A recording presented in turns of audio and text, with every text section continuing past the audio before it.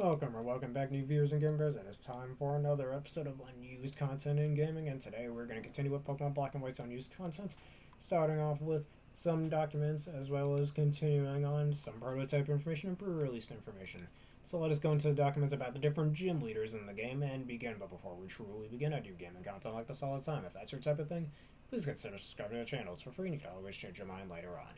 Anyways, here we go, starting with gym leaders' profiles. And have some fun underscore random from box int dot 7z and the rest of that code.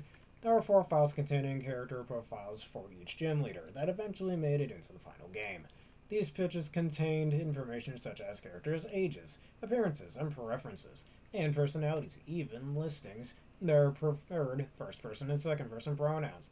How they say I, me, and you, which is major, whatever that, major indicators of self-expression, in other words, and in the otherwise pro-drop language of Japanese. Each file is a revision of the profiles with names that suggest their dates. For ease of reading, this page is ordered by the gym order in the final game, using the final English names for each character, with a table containing every revision column. The header contains the file names. Note that the profiles in Japanese do not include any names of either the gym leaders or the cities they live in. Cities are mentioned by number like C1, meaning the city of the first gym, like Striaton City, for example. So on this off with Silent, Chili, and Chris. This is huge wall of Japanese text, which down here is translated. Now there's quite a lot over here, as you can see, so I'm only going to read some of the more notable ones. But if you want to pause at any point to read the rest, don't hesitate to do so. Anyway, starting with this first revision of the trio of brothers over here. Apparently they were originally going to be 15 years old, and originally not only being waiters, but cowboys as well, which is interesting.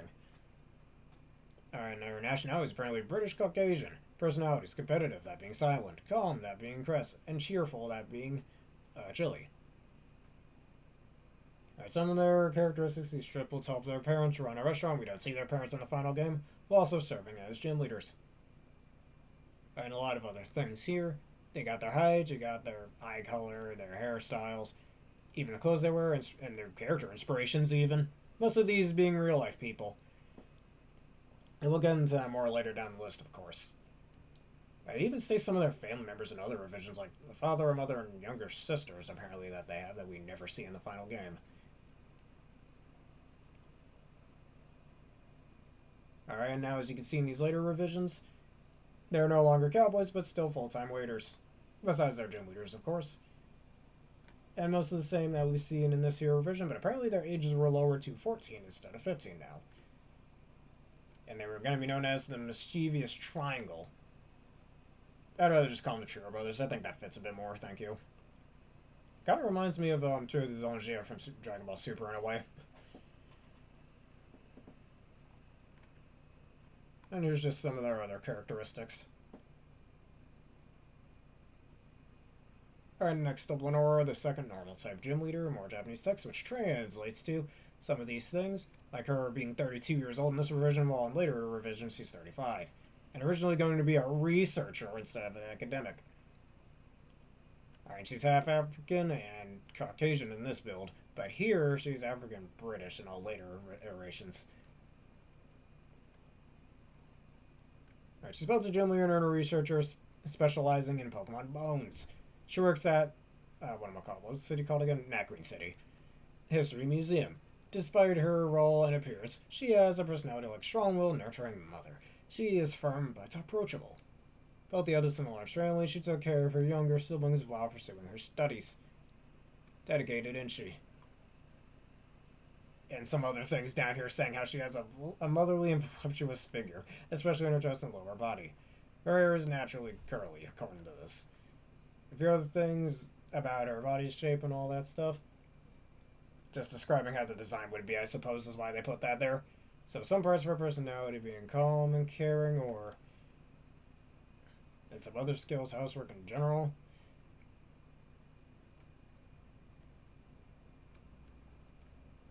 Mother of 3, apparently, kids that we don't see in the final game. She has sisters, 4 younger brothers, husband, and 3 daughters.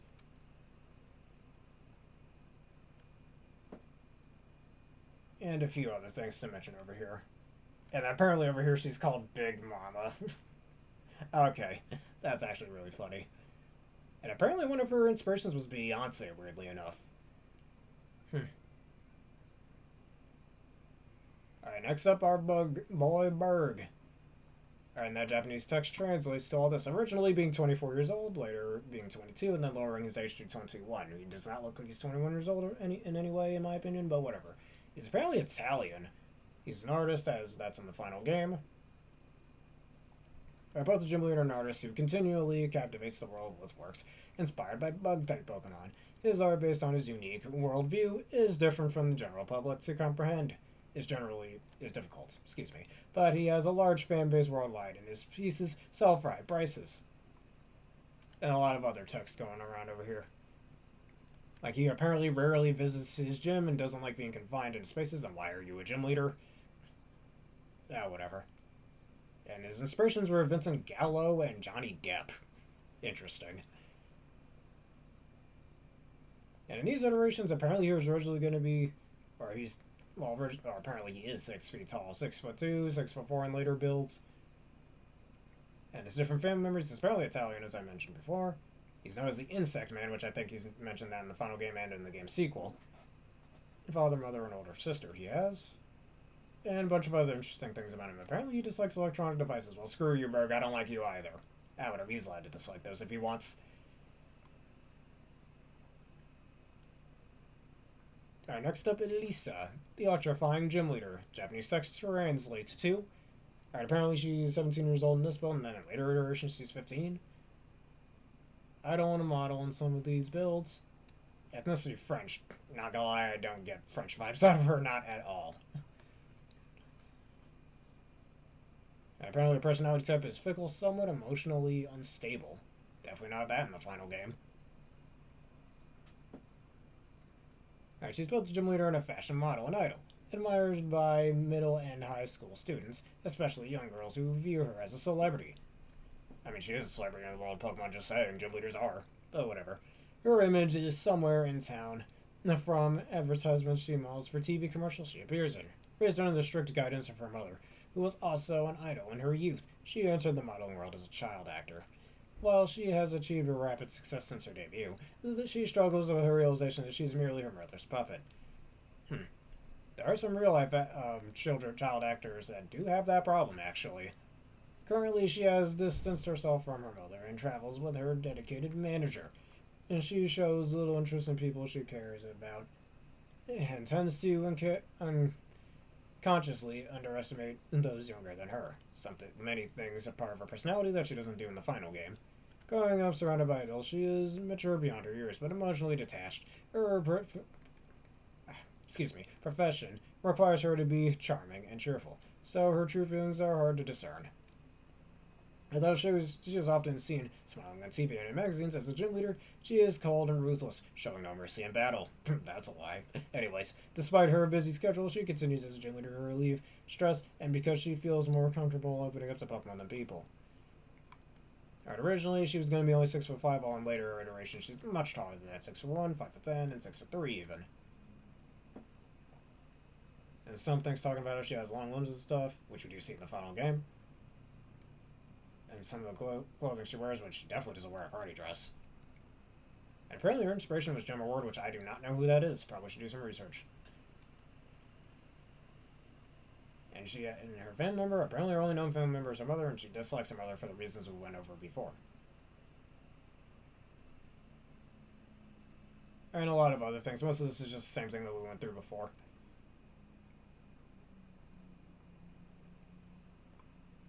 Alright, next up, Clay. Japanese text will translate to... let's see. He's 56 years old in this build. And then 55 years old in this build as well. Alright, so originally his original occupation would have been company president. But later on, being a businessman, as we see in the final game. And his ethnicity is Japanese. I don't know if I mentioned this in my playthrough, I don't remember, to be honest with you, at the time we were recording this. But one of the leading things in Pokemon Black and White is all the gym leaders are of different ethnicities. Kind of like a melting pot, which is what America kind of has something to do with, a bunch of different cultures living together as one. I kind of like the game gets that through with the more major characters, that being the gym leaders. But along with that, His only known family member at the time of this game being released is his wife, though we all know in the Pokemon Skull and Violet DLC he ends up having a daughter later on. Alright, a highly successful man known by everyone in Driftvale City. He is the president of a massive company that handles mining, processing, and distribution in the nearby mines. He was originally born in a poor village in a foreign country. In his youth, after losing his parents, he and his younger brother came to what am I called? That's not Driftvale City. It's most likely Mistralton City. In research for work and opportunity. And notice how it says in his youth, or not in his youth, in a poor village in a foreign country. That might have something to do with Sinnoh, as we see with Leon in Legends Arceus. But who knows? That's just a matter of speculation. The brothers worked just really hard and eventually founded a company. As their business flourished, they became wealthier, but the success brought a loss of personal happiness.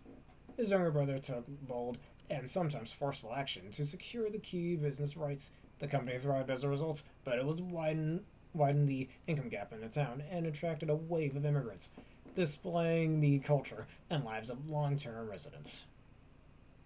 This led to decline in public safety, with crime becoming rampant, and the town of Driftvale City grew dangerous. And shocked by the chaos, his younger brother fell ill and left the town, entrusting full control of his company to him. He was since invested his wealth into cleaning up the town and helping the poor. The town is gradually stabilizing, and he is now admired as a true leader.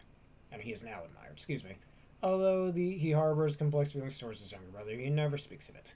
He employs many men from the neighboring Mistralton City in his company, and gestures reflecting his own background as an immigrant.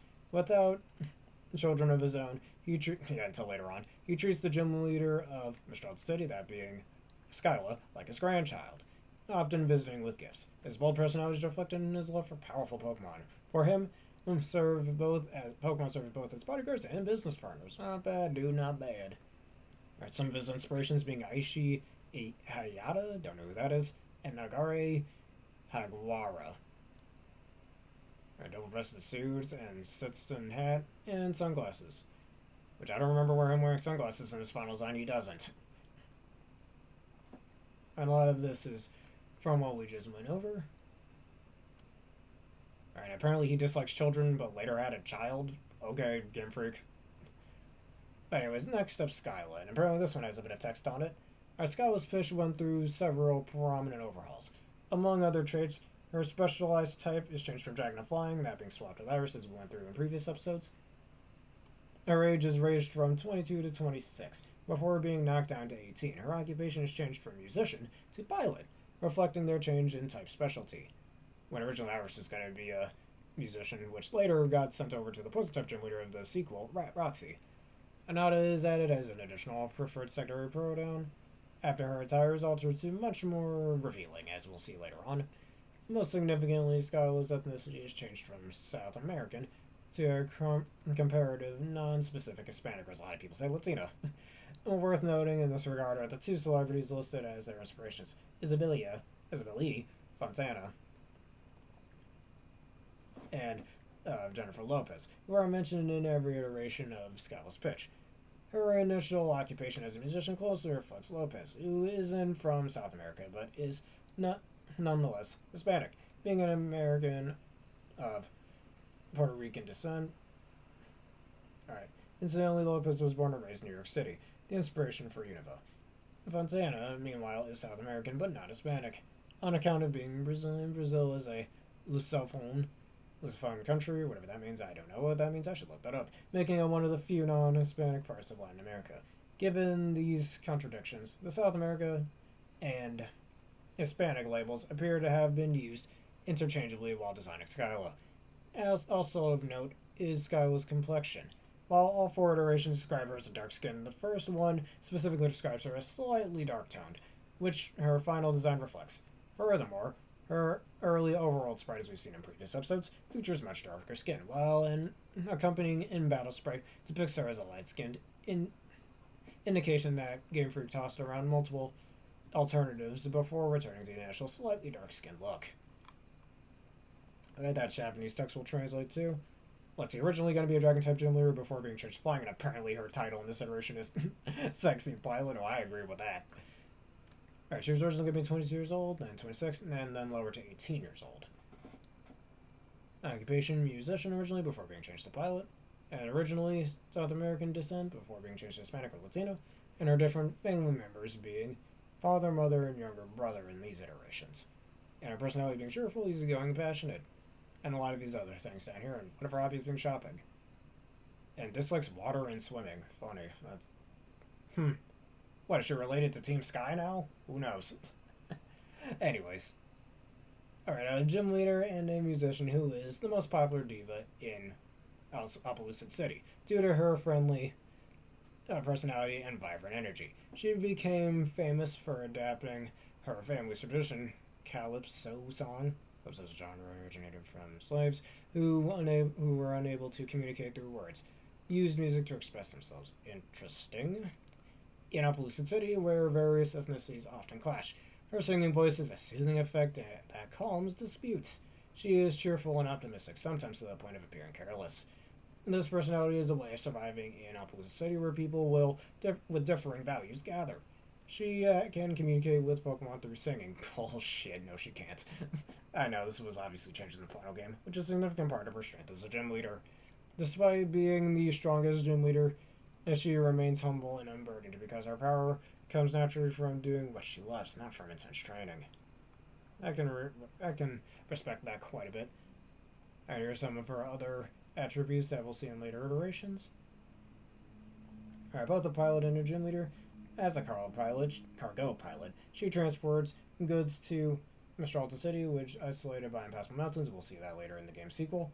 Her gym is her cargo plane, and the original guy for gym on a plane, that would have been really cool. And the gym leaders are her crew. Most of the trainers in her gym are men, and since the job is harsh, many of them are rough around the edges. However, in front of her, they become more obedient and call her Big Sis.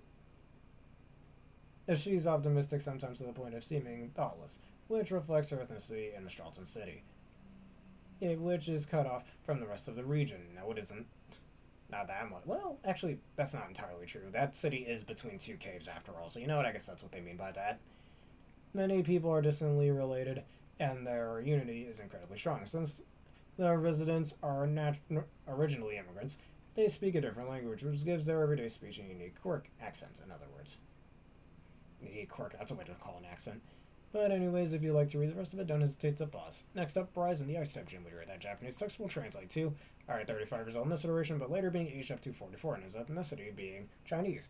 Also being a martial artist of some sort. We do see in some things like in Pokemon Generations that he does do martial arts.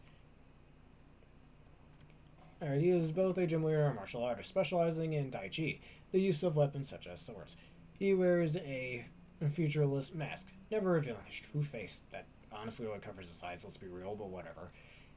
In his youth, he came to this continent in search of his dreams, and used his martial arts skills to break into the film industry that we will see later in the second game, quickly becoming a star. However, while living the glamorous life, he neglected his training. During the filming of one movie, he failed a stunt, suffering a serious injury and causing the death of a co-star. Oof. Sorry for your loss, man. The incident didn't threaten his acting career because the truth was concealed and it was reported as an accident. Deeply affected by his immaturity and at the incident, he left the film industry despite wanting to live a simple life among the people. And then he went back to it later on. Well, you can tell that definitely didn't see the light of day. His fame made it impossible. In his despair, he turned to the Pokemon League. After becoming a gym leader, he donned a mask, hiding his identity ever since. And now, only the champion knows his true identity alter. In other words, as a trainer, his strength is on par with Elite Fours. But due to his background, he remains the leader of the 7th gym. He had to handicap himself a bit, didn't he? He lives in a simple house, grows his own food in a small field, and leads a quiet life, following a philosophy of cultivating the land and reading the rainy days.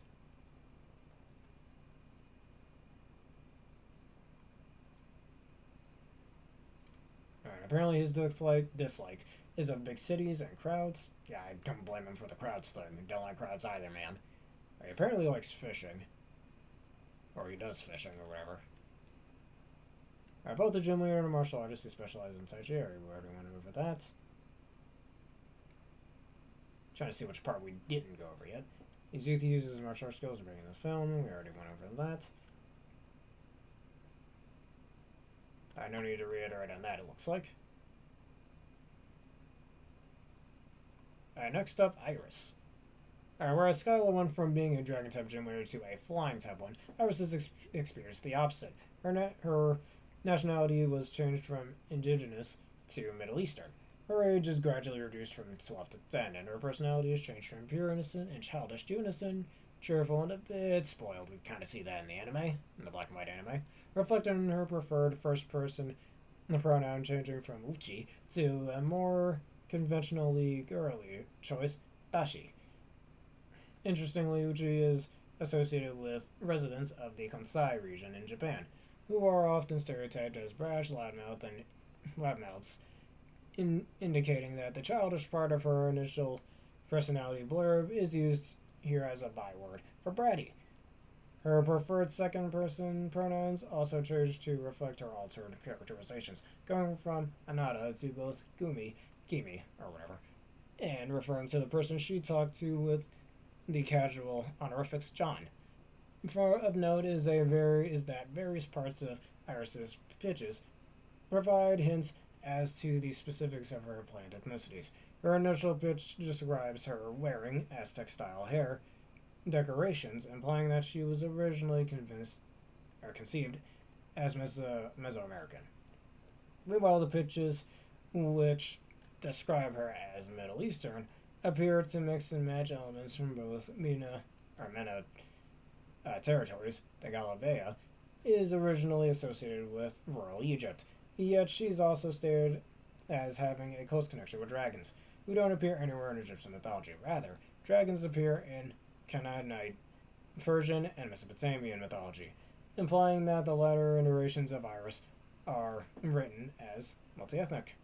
Alright, this Japanese text will translate to initially when she was going to be a flying type gym leader, age 12, which we'll later see that in the sequel.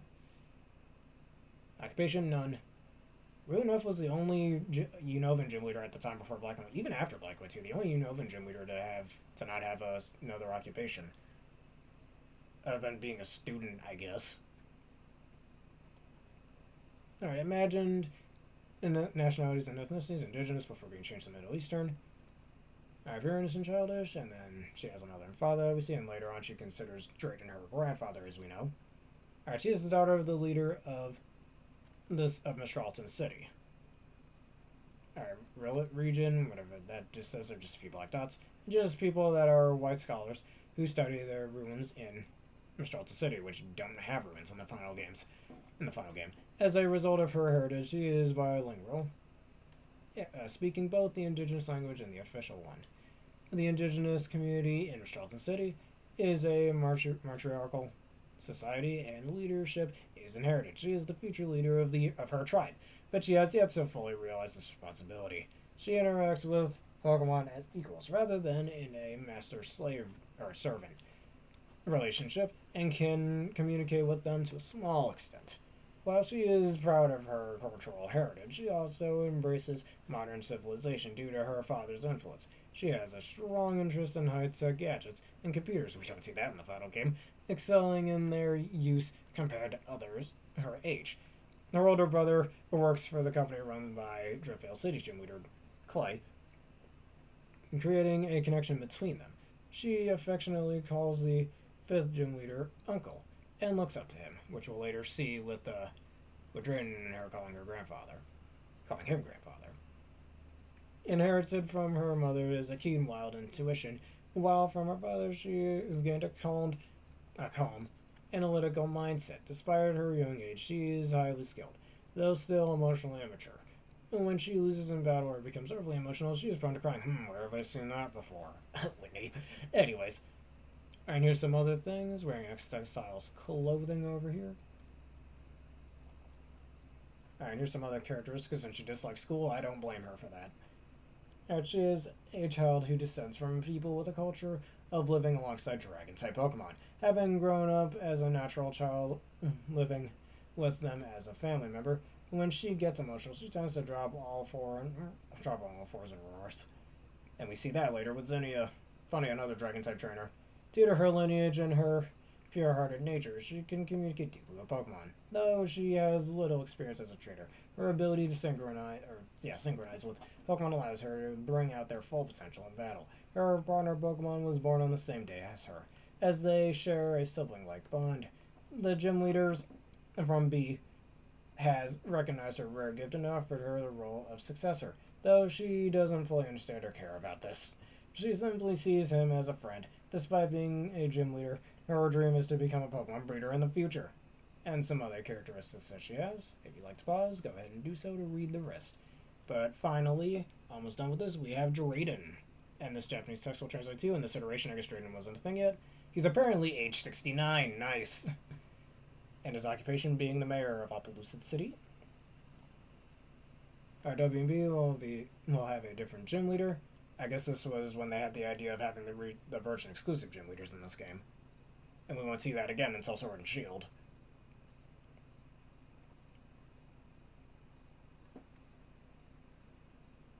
Alright, he has a son and a daughter, and a grandchild lives alone. Wouldn't be surprised if that grandchild is somebody that we see in Blueberry Academy, but I don't know what I'm talking about. Reading, he seems to like doing that, mainly his story books. And then later on, he likes wrestling, apparently.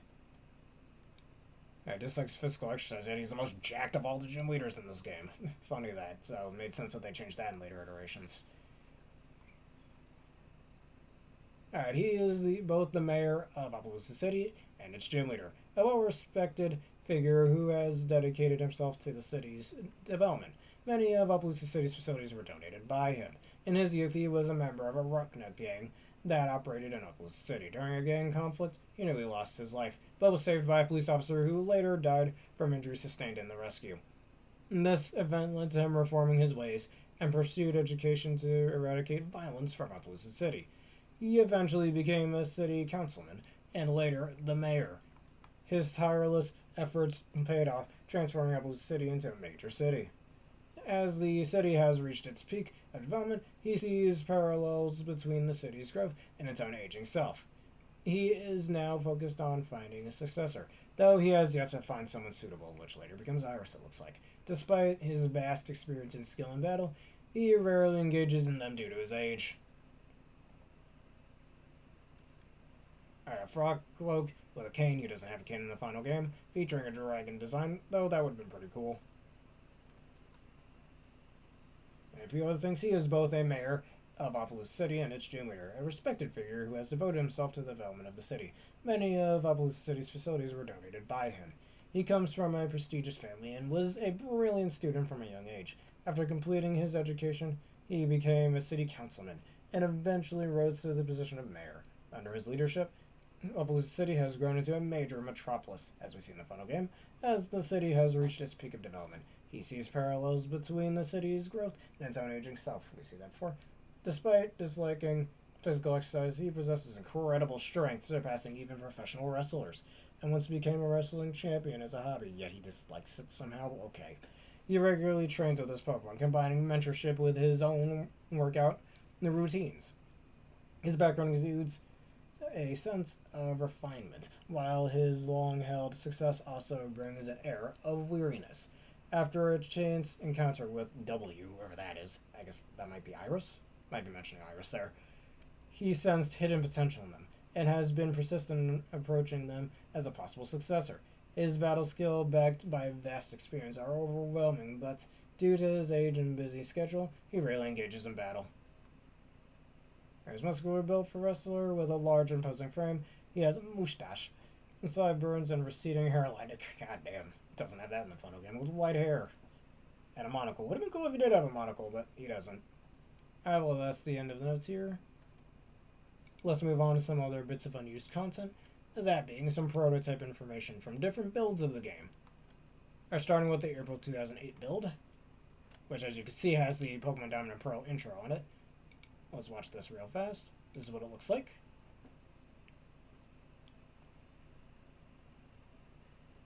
Just a bunch of NPCs and these weird dinosaur things running around. I want to say that might be beta designs for Reshiram and Zekrom, or at least beta 3D models for them. Or they're just really big Charizards, I don't know. I think originally Pokemon Black and White was going to be some sort of MMO too or something, or MMO-like. There's a bunch of berries everywhere as well. Just using the Gen 4 sprites as placeholders. And Torchics everywhere too. Of all Pokemon, Torchic? Okay. And we got this giant stone pillar rising out of the ground. Could have been an early version of the Elite Four Castle Rising scene, or Ends Castle Rising.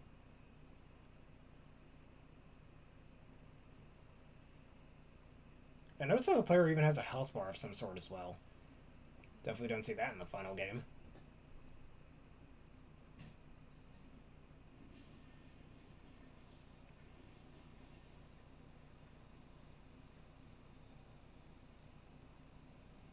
Alright, apparently you can have a whole pool of water over here that I guess is frozen over because they're walking over it.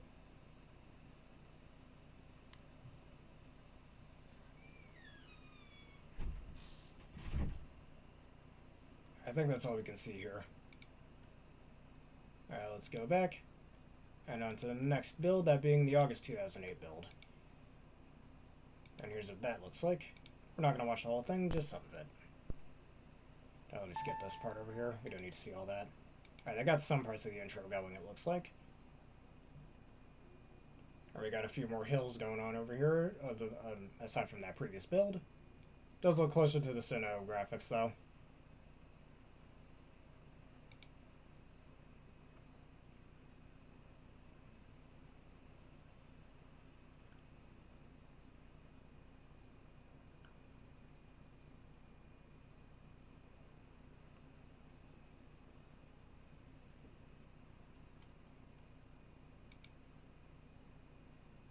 And apparently this guy can climb walls.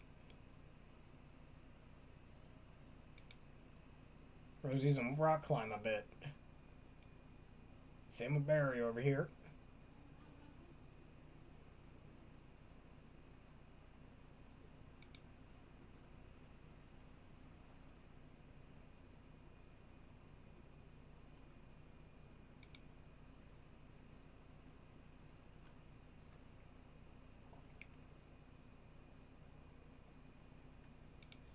And there's quite a few of those. Alright, next up, the November 2008 build. These other builds over here that are in red, there's nothing under those, so that's why I'm ignoring those for those who might not know. Alright, for this here build, from the November 28th, 2008 build, and then the final Japanese version, just using the Diamond and Pearl ones as placeholders. This very early title screen features the Dialga and Palkia models from Diamond and Pearl. This title screen spinning around. The logo does not exist yet, so the game's title is used visible directly on the top screen, alongside the text "Push Start" button in red. Alright, press Start for the main menu. The text displayed on the top screen is Continue or New Game. Pressing Continue or New Game shows some NPCs moving around at the players using their coastal source sprite as placeholders on the bottom of the screen before crashing a second later. Alright, title debug menu in Pokemon WB in test mode. Press select at the title screen you'll be shown a title screen debug menu with the text Pokemon WB program test mode. Visible at the top. On the bottom screen, Game Freak's website URL is shown. The option names are the program's names in Hiragana and in English. The option in the menus are from top to bottom. This huge option section over here. Alright, now pressing L plus R plus select plus start. Once you've pressed any of these actions, will return you to the title screen. Alright, spawns the player in one of the two 3D maps, with NPCs walking around. The player can walk anywhere. Through walls, NPCs also do this, as they walk normally. The controls are as follows. These controls right over here.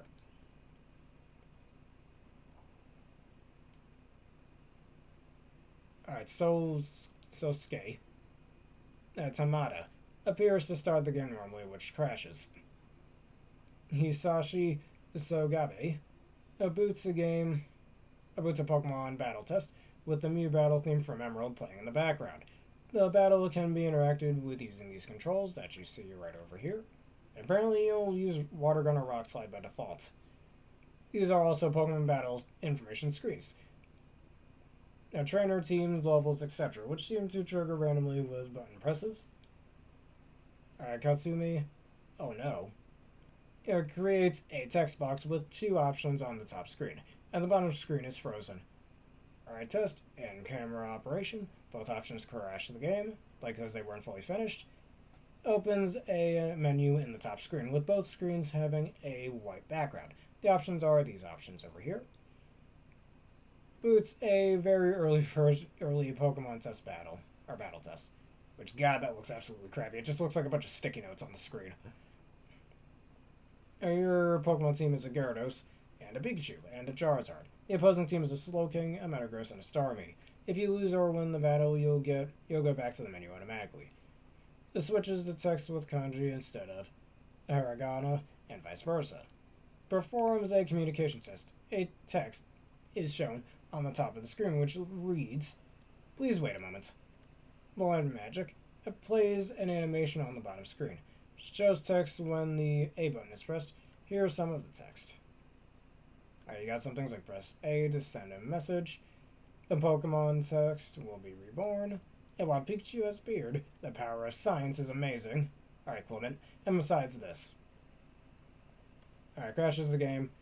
Yoshinori Matsuda. And does an infrared wireless communication test.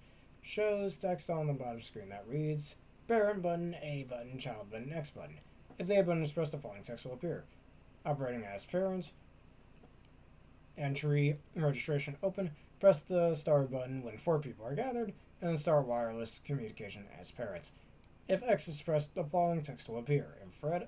Operating as child, please bring the console close to a parent's infrared. Alright, and then this one, Kagaya, just like Sosuke Tamada, appears to start the game normally, which crashes. And Nobuhiko Arizumi opens the Diamond and Pearl Trainer card. Shows your console nickname, 12980 $, 255 Pokedex entries, 98765 score, 10 over 10 playtime, and adventure started on this day, November 26, 2008. Pressing A will close the trainer card, which hangs the game. Oh, you can go back to the title screen with L plus R plus select and plus start, though that'll play samples over here. Starts a download play distribution on the top screen. There is a text box with text that reads, searching for a communication partner. If a guest DS downloads the image, it'll fail to boot and it'll be stuck on the Nintendo logo emulator. And this is a picture of that right over here. This screen is so nostalgic to me, mostly just because of PictoChat and other things. Now let's go back to this previous picture over here as a closer look at this title screen.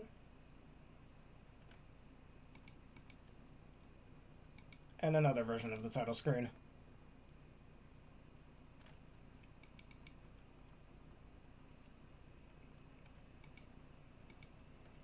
Alright, and then early test battle, I can even see the HP bars over here as well. Alright, now that's that build. Next up, the February 2009 build. Alright, location differences. Unova is in a very, very, very incomplete state. Few locations are available. The map spring. The player starts in an early version of Accumula Town and Route 2. The layout of the former is almost identical, except for some differences. There is a connection tunnel present. The telephone wire can be found at the top right part, which would be removed. There is still crowds of NPCs from earlier builds. Route 2 is almost completely different. The other 4 maps, Map Summer, Map Autumn, and Map Winter, are almost identical, except the trees are different.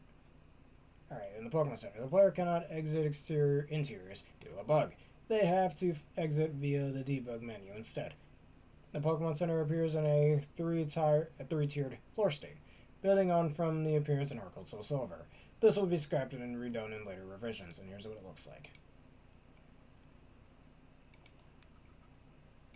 Alright, so these are the same file select screen from the Gen 4 games. This is a very unfinished version of Accumula Town. The gym also looks a little run down in color.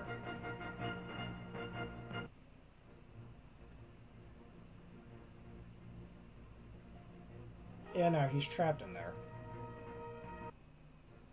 Yeah, nope, he's trapped. He ain't getting out of there now.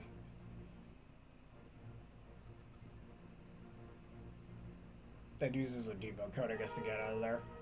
I think likely it's not just a bug, but I guess the function and the codes needed to get out of the building haven't been implemented yet. That most likely is what it is. Same with the other houses.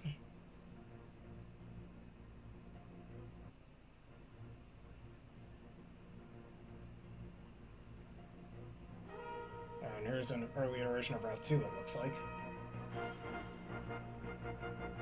Which in the final game, this route doesn't have a body of water.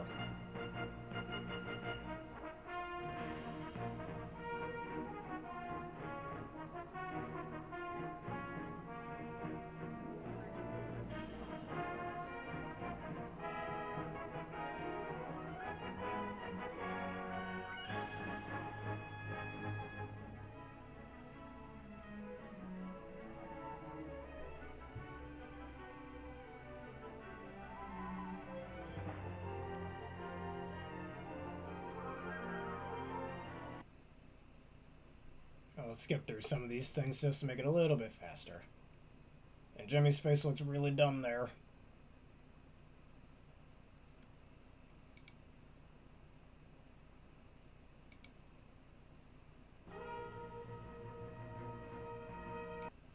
And here's a test battle, it looks like. Oh, look at that. It's one of those unused Pokemon we saw in the previous episode. And Mewtwo with 30 HP. That's kind of cursed. Notice how that mouse Pokemon was animating getting hit by that water gun. Pretty neat. We don't see that in the final game. I remember even back in the Gen 3 games originally that was going to be a thing where the Pokemon would animate anytime they got hit. Or they'd animate back anytime they attacked. We don't see that until the 3DS games.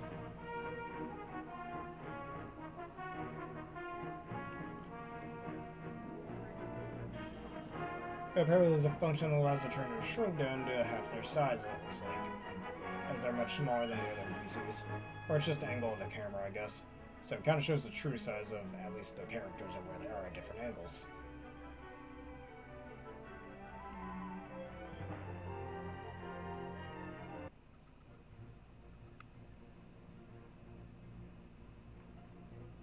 And here's a winter version of the map. All the trainers are gone. We don't normally see this much snow on the ground, even in the final game in most areas.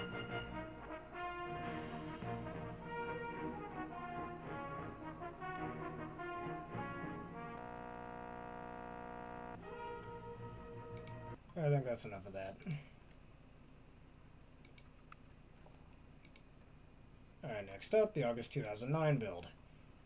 There are not many differences. The first build in August of 2009.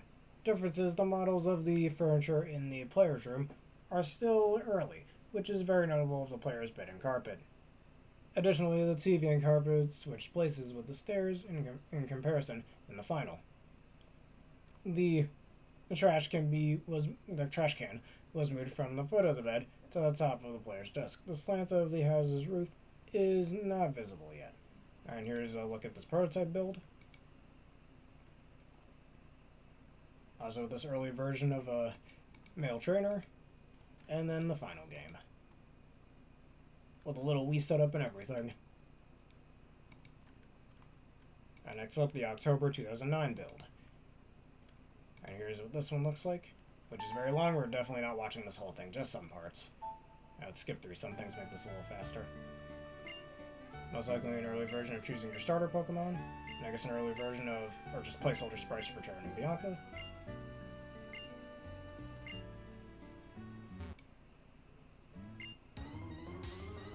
An early version of the battles, using Dom as a placeholder as we've seen in previous episodes, so we're likely fighting Bianca here. And we have the early design for Tepig. Notice how the sprites aren't exactly animated.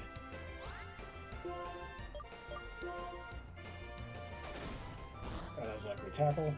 That did nothing.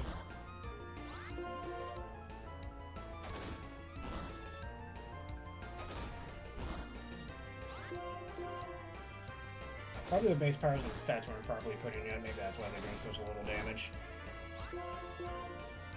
Because normally that would be like 6-7 damage in the final game.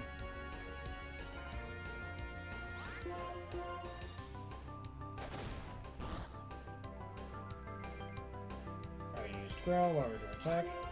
Though there's no animation for that. For the attack lowering animation, I mean.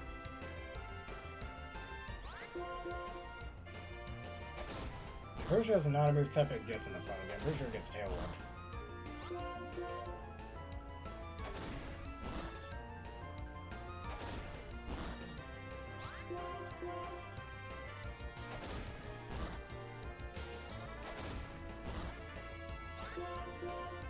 Alright, let's skip this part. It's just most of the same monotony. And now the same scroll fights Beta Snivy. Part of me kind of likes this design more than the final version of Snivy.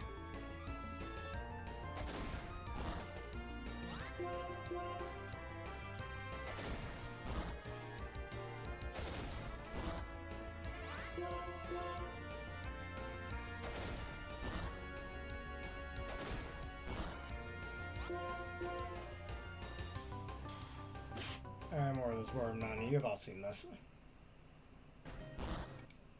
Let's just skip some of the other parts. Alright, then go to Fisher Juniper's lab. More placeholder sprites are being used. And notice how the bottom screen is a little different as well. You don't even get the Sea Gear until after the first gym leader fight.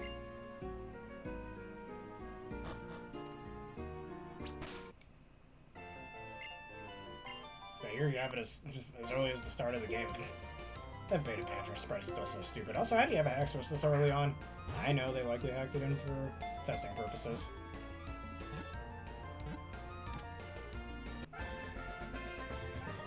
Notice how Haxorus does have a finished sprite here compared to most of the other Pokemon we've seen up to this point. Somebody got playing favorites over here. There's only 5 characters when choosing a nickname, it looks like. And no Pokédex scanning animation.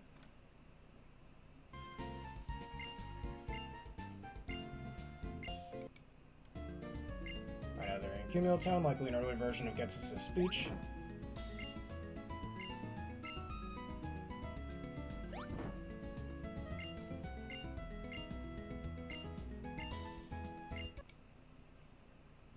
Or an early version of the end fight, the first end fight. And Perlin's beta design. Here it's level 8, while in the final game it's only level 7. I'll say it's likely an early animation for Giga Impact. Early fanning animation, by the way, too. Battle doesn't properly end.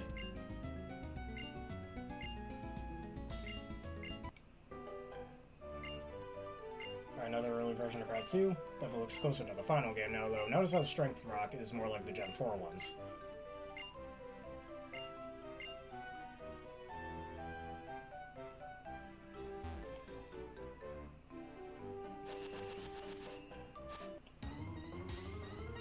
Early version of the battle, and a nasty looking Patrat again.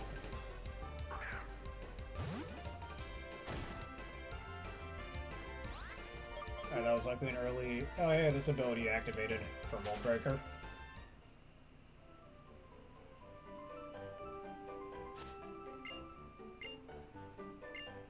Skip some more, like another trainer battle over here. Another nasty looking Patrat.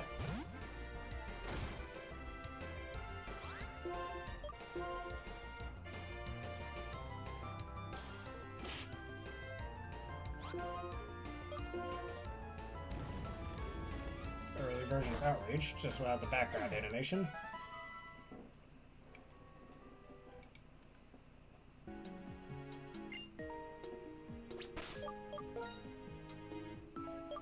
An early version of the Pokemon Select screen.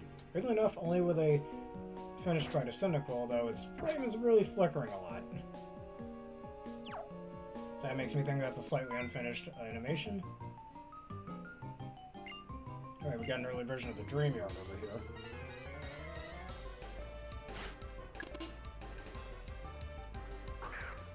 Our early trainer animation. At least some of them were close to done, like this one from the last trainer class.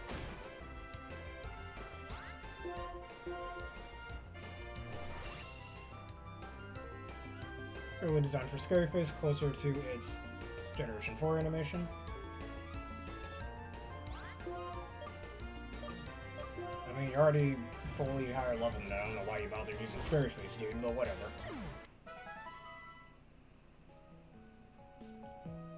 Alright, now into battle dialogue like we see in the final game.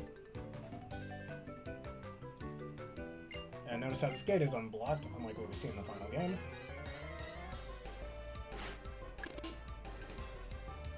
The extra sprite is pretty much finished. A lot closer to how it is in the final game, though not exact.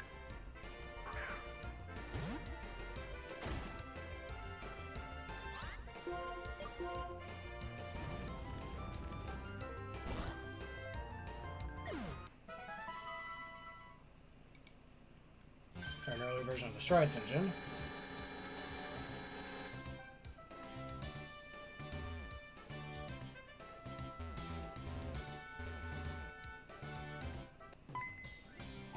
Bro was trying to avoid the trainer, but he couldn't.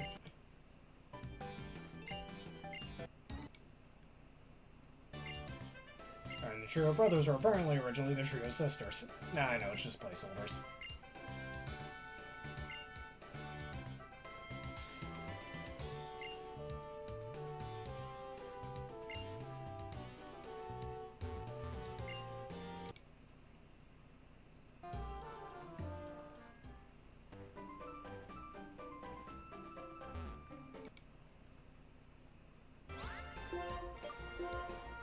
Alright, just trying to speed through most of this. This video is quite long. Got a bunch of placeholder trims on here, and the floor has some tearing in it. The floor tiles, I should say, with the water.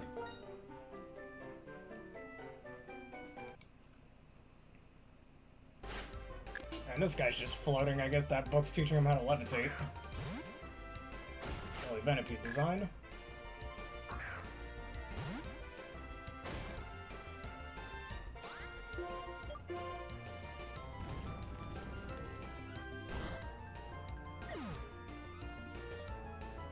Pidove has a finished sprite that's even slightly animated. But not fully, it looks like.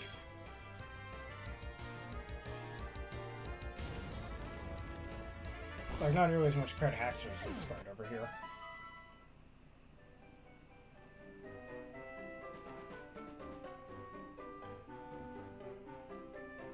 Alright, early trainer gate, which looks massively unfinished, doesn't have any NPCs in it. An early version of Nacrene City, which his head is tearing right through the building. And the floor is just this debug menu looking tile. Also, I'm the road signpost, look at me.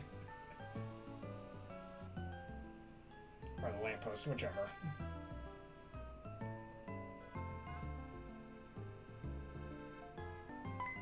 Alright, early version of the second end fight.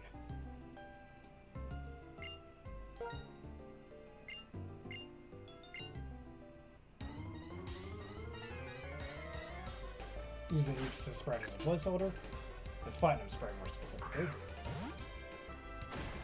Even though he doesn't have a pro lane at this point in the game in the final, so that tells me that originally, I guess before the concept of Ed releasing each of his Pokemon in between fights, he was originally going to keep his team members like other rivals do. And now he has a Muna. Presumably the same one that got abused by Team Plasma in the Dream Yard.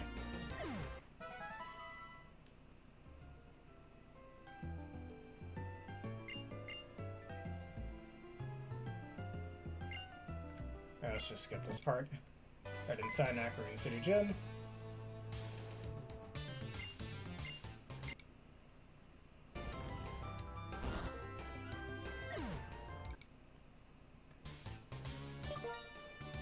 Alright, the bookshelves actually look much closer to the final game.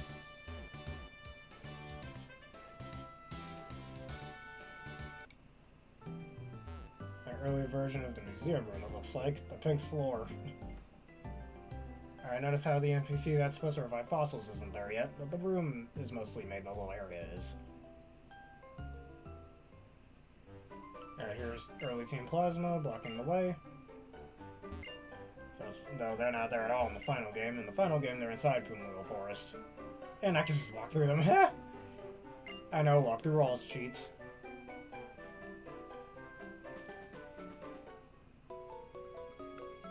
Although this outside part of Pinwheel Forest is definitely closer to the final game, same for the interior.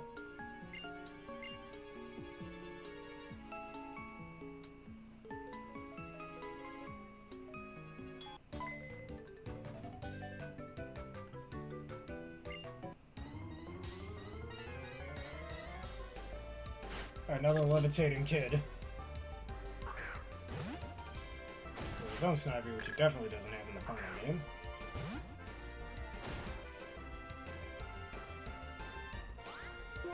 There's a chance that might have been an early, like, fight for a Swaddle battle.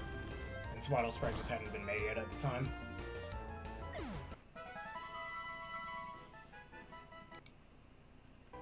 Alright, we got an early version of Skyward Bridge with a much closer camera.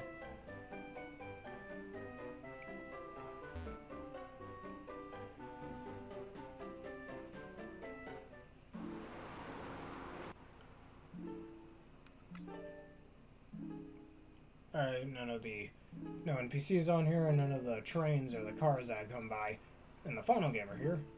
And for some reason, the player character over here is still dimmed a little bit. Let's not go through this whole thing. I'm that good without the music.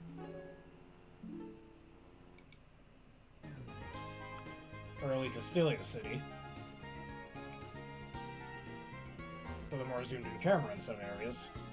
Also, a lot of really rusty poles. I guess Stelia City was going to be a little more rustic in the previous builds. And I think this is the area that later becomes the sewers that we see in the second game. That isn't in the first game. So that's likely what that became.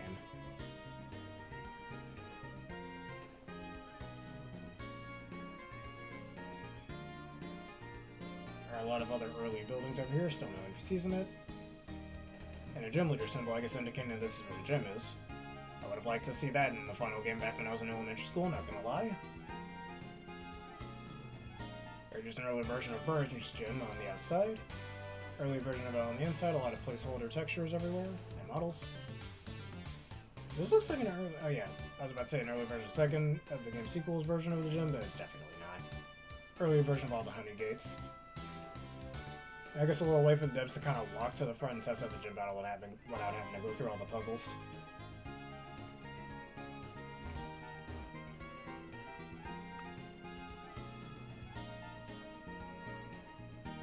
Alright, early version of the Park Plaza, which originally had a rotating camera, apparently.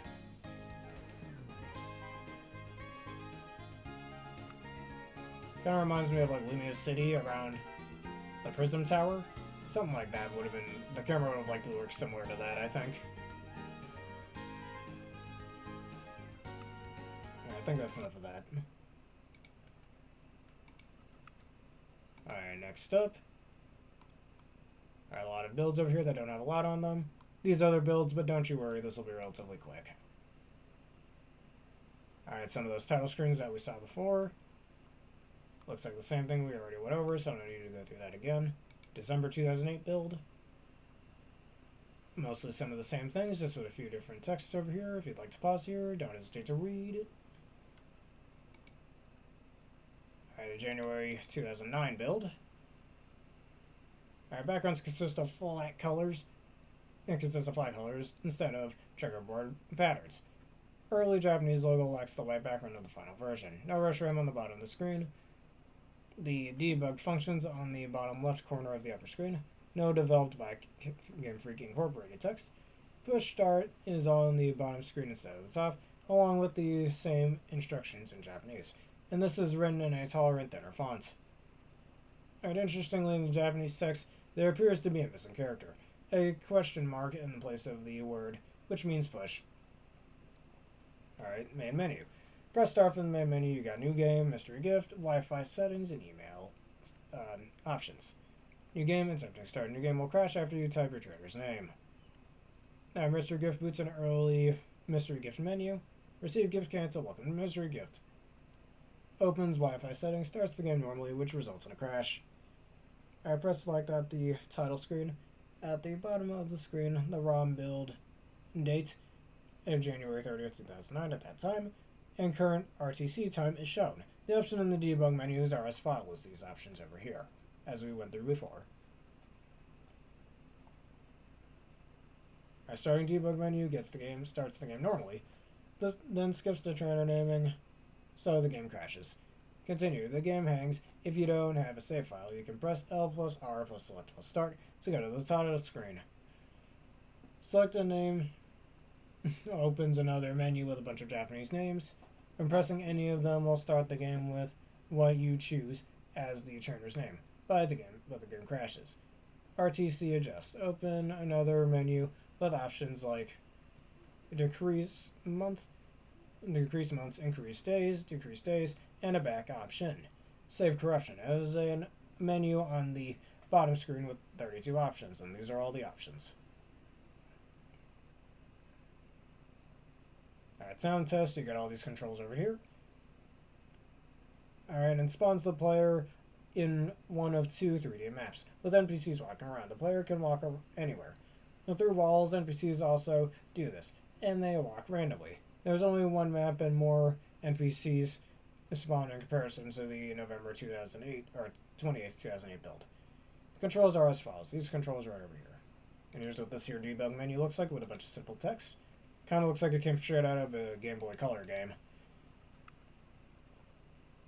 It opens an early settings menu. And here's all the choices over here. Another version of it, and it definitely looks like it's on a Game Boy Color screen now.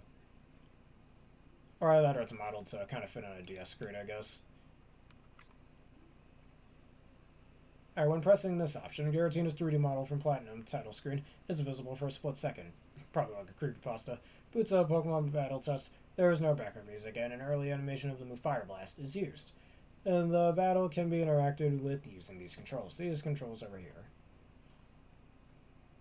And with this option, adds the debug numbers if they were not yet present, and a communication icon on the top right of the screen. This appears to be a wireless communication test, but it does not work. The game hangs, attempting to go back to the title screen with L plus R plus select plus start will crash the game. Alright, with this option over here, open a menu on the top screen with both screens appearing or having a white background. The options are as follows. These options here. And the different options boots an early Pokemon battle test. It's been improved since the November 2008 build. If you lose or win the battle, you'll go back to the menu automatically. Switches the text with kanji instead of that. We've seen that before. Behaves like the Katsumi Auto option as the debug numbers, if they were not yet present, and a communication icon on the top right of the screen. The game will hang while looking for another DS in wireless communications. Once it is found, they will automatically connect and begin a communication battle, as you can see over here. Performs a communication test. A text is shown on the top of the screen which reads, "Please wait a moment." Blind Magic plays an animation on the bottom screen. Shows text when the A button is pressed. Here is some of the text. Presses the A button to send a message. Pokemon text will be reborn. A wild Pikachu's appeared. The power of stats. Yeah, we already saw all that. Right, here's a closer look at this screen that's a little more finished with some more of the beta Pokemon on here. I might call him Beta Excalibur because let's be real, this is what he looks like. And here's another early version of that with a Slowking in battle instead. And I'm going to assume that's either a Magikarp or a Gyarados down there. Most likely a Gyarados. Crashes. Tampa 1 crashes the game. Opens the menu on the bottom screen with several test options. These are the options over here. With this here screen will pop up. Looking like it came straight from a Game Boy Color game once again. Attempts to start the game normally, which crashes. It was an early version of the Heart Gold Soul Silver Trainer card, which at the time that game was also in development still. Presses B will return you to the top screen normally, and the download play samples. We saw this previously in one of the previous videos. It starts a download play distribution. On the top screen there is a text box with text that reads, "Searching for a communication partner." If a guest DS downloads the image, it'll fail to boot and it will be stuck on the Nintendo logo emulator. And here's a closer look at that. Well, once again, Jimmy's face on it. That's Ethan's Chronicles counterpart's name. I tend to call him Jimmy instead of Ethan. That'll become apparent when I do some later playthroughs. But anyways. Alright, moving on to the February 27th, 2009 builds. Some of the same things.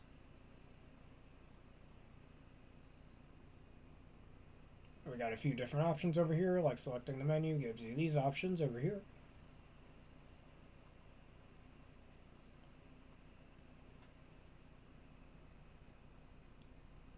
Very early versions of Pokemon in the options menu, and Mewtwo, Ho-Oh, Milotic, and Bidoof. He's a god. Look at that, same as Milotic, I guess. Setting among Boxar Legends. And once again, if you'd like to pause at any point, don't hesitate to do so. We have an early version of Sound Test, apparently, so let's read this for a bit. Opens the Sound Test. It has been changed since the last build. All the controls are now in the touchscreen, except select which switches the screen. You can play background music, sound music, and Pokemon Cries, which is an early version of something you can do in the Pokedex in the final game, at least with Pokemon Cries. I remember playing around with that all the time back in elementary school.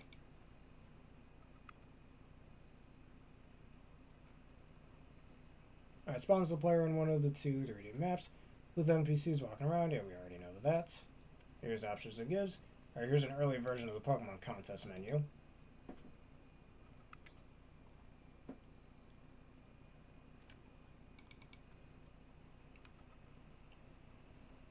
Another early menu over here.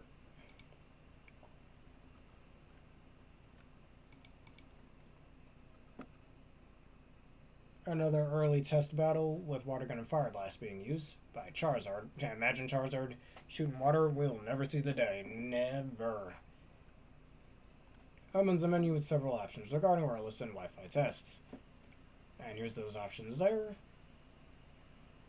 Alright, looks like an early version of the Wi-Fi Connect. Here's what that looks like. With a Pikachu and a Pachirisu. Alright, some other early options that we went through before. Most of the same things again from the previous builds. Alright, looks like an early version of the text selection. For a certain text, like with that one guy, where you tell him a certain option, and he'll give you some answers for it. That explains it well enough. And another early screen for download play.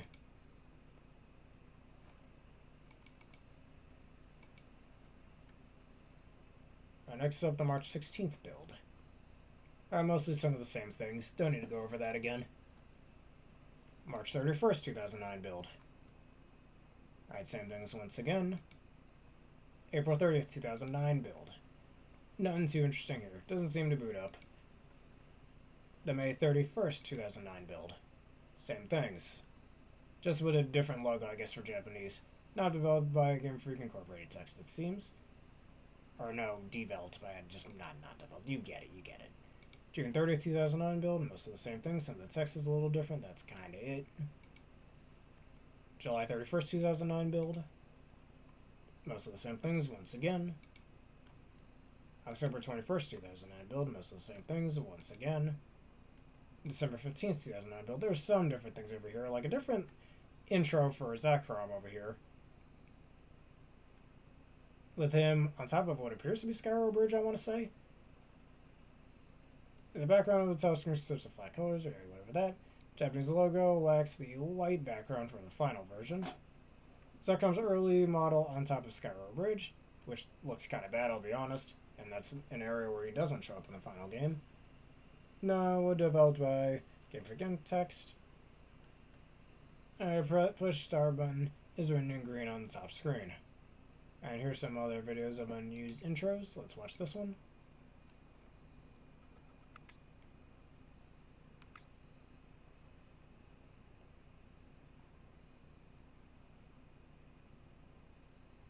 Early version gets this over here and ends not in his chair. It's also kind of blurry.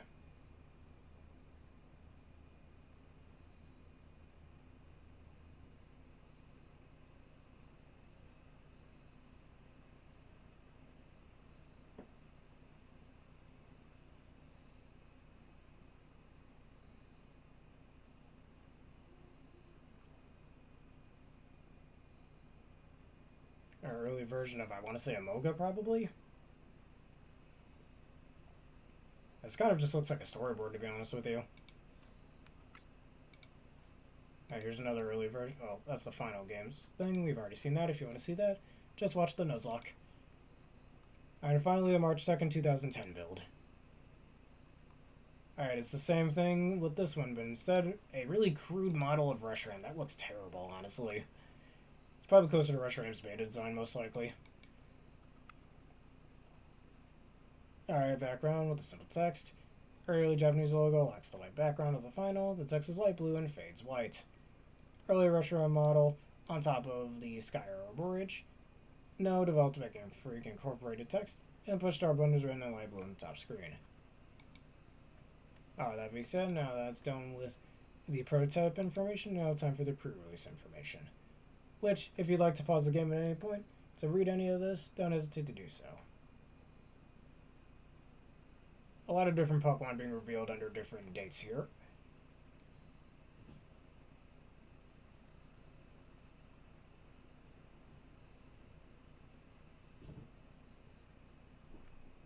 Alright, late development subpages. Just a bunch of concept art. Once again, if you'd like to pause, go ahead. Our model sheets of final designs for Blistle, Woobat, Substrika, dating to February 19th and 20th of 2010. There's also finalized designs for Subat, Trubbish, and Garbodor, dating in February 27th, 2010. Finally, I was in the second grade at the time. Alright, some other models of other Pokemon. And it appears there was going to be some other sheets over here, but those are never made. Also, Orange Dewott. Alright, and Getsus were redesigned during development. Attached a picture of Junichi Masuda holding canvases of the characters. Getsus looks older, older, and along with wearing a different clothes. Kind of reminds me of Greevil from Pokemon XD Gale of Darkness, with this picture here. And here's an early version of N, actually, which is hilarious. And is wearing completely different clothes. Looks more sinister and unkempt. And in even one picture is wearing a hat that he does have in the final game. Look how overly realistic that looks. Imagine that on a DS screen. No.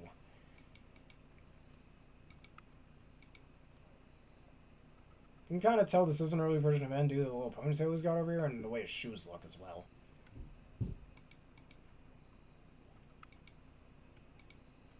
Another early design with him in a different pose without the hat. Alright, on the Osuta trailer, on June 27, 2010, a trailer for Pokemon Black and White released, which has some notable differences shown. The star selection screen looks different, with Snivy's underside being green instead of beige in the final, has missing shading for its tail, and being a bit shorter. Sepik has a more hind foot, with one being visible in its sprite. Oshawott tail has slightly less shading, and the unselected starter silhouettes are overall brighter than the final. Extra also has a different design, we went over that in previous builds. Galvantro's back spread is also in a slightly different pose, which noticeably makes his abdomen and its feet move slightly up, and has no outline in its abdomen. Darmanitan's skin is overall brighter than the final. Gigalith has some slight shading differences, and is in a slightly different pose. Drillbur sprites and its back spread is flipped and has less outline on its claws.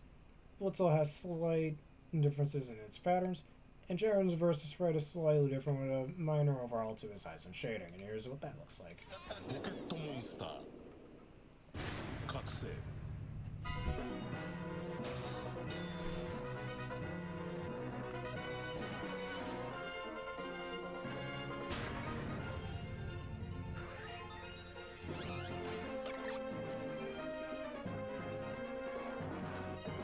Version of Leaf Tornado, and Darmanitan is looking a little brighter, as well as Estradrill previously there, having its beta coloration.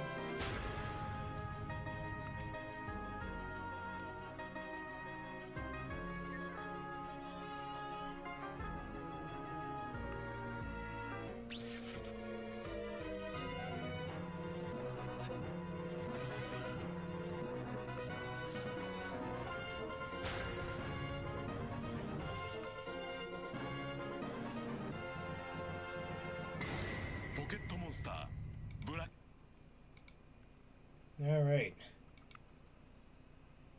And all that's left now is just a few notes. A bunch of things from the different builds, so if you'd like to pause and read once again, don't hesitate to do so.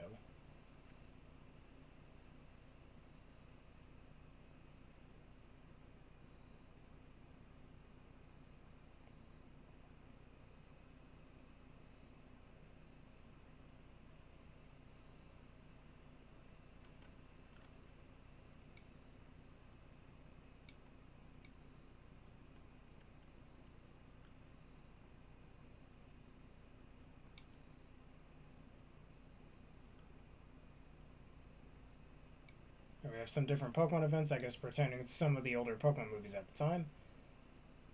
Which I think at the time of Pokemon Black and White's release, besides the Black and White movie, the latest movie was out at the time was the Master of Illusions movie, I'm pretty sure, which that's movie like 13 or 14, I think, right?